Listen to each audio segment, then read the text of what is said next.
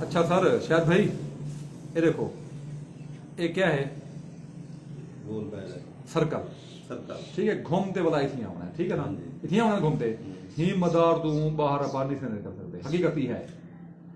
कुछ कर गिनो खा पी गिनो लुट मार कर गिनो कुछ कर गिनो आखिर इत्थां दे एंड थे मौत आनी है समझ आ गई है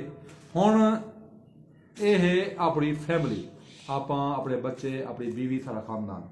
ठीक है हुण जब आप करप्शन करनू आप खुदा दी लानत पंदी अपने उते तो भला उनदा रिजल्ट ये होवे कि जले करप्शन दा पैसा घर च आवे नू खंदे सारे अयाशी सारे करन कि कल आप करनू सारे बीवी सारी कर अयाशी करनी है कपड़े जुत्तियां ज्वेलरी असरे बच्चे भी अयाशा करन गाड़ियां गिंदन मकान अयाशी खावन पीवन ठीक है हुंदे बाद ये दूजा स्टेज त्रीजा स्टेज आ गई है इथां कबर आखिर एंड दा थी होना ना मरण दे बाद जले इंसान कबर च वेंदे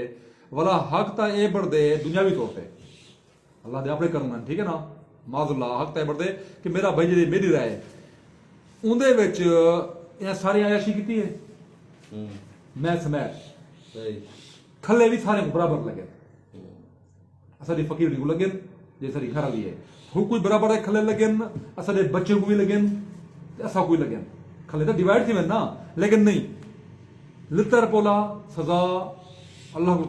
तो मेरे अल्लाह से आपको महफूज रखे कबर दे तू वो इंतहाई खतरनाक सजा है इंतहाई बंदा सोच नहीं सकता वो मिलनी आप अकल है को और ये जदे बैठन बारू जिन्हें अयाशी की अपने रालते ये आपको याद ही ना कर सकते खास तौर ते जेडे हराम दे पैसे नाल पली दी औलाद है वो तो एक दी भी याद नहीं करती दूजे नहीं भूलदी है हक इलाज दे पैसे लोग अंदर कबर दे फातिहा नहीं करन याद भी रखने वो रब दी बरकत होंदी है लेकिन हराम नाल पली औलाद उन्हें परवरिश वो तो कोई याद ही नहीं करनी